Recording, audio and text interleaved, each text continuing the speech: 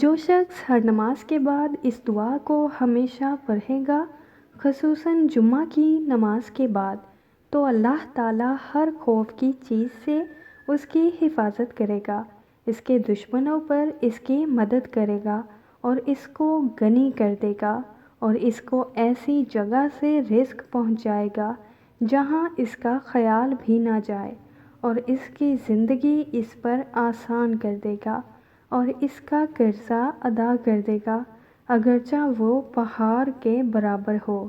اللہ تعالیٰ اپنے فضل و کرم سے اس کو ادا کر دے گا۔ وہ دعا یہ ہے: بسم اللہ الرحمن الرحیم۔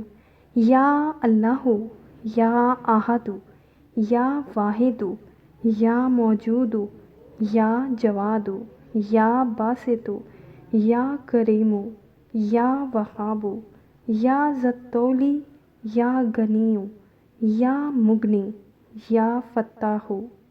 آپ سے ریکویسٹ ہے کہ صدقہ جاریہ سمجھ کر زیادہ سے زیادہ نیکیاں کمانے کی نیت سے اس ویڈیو کو شیئر کر دیں۔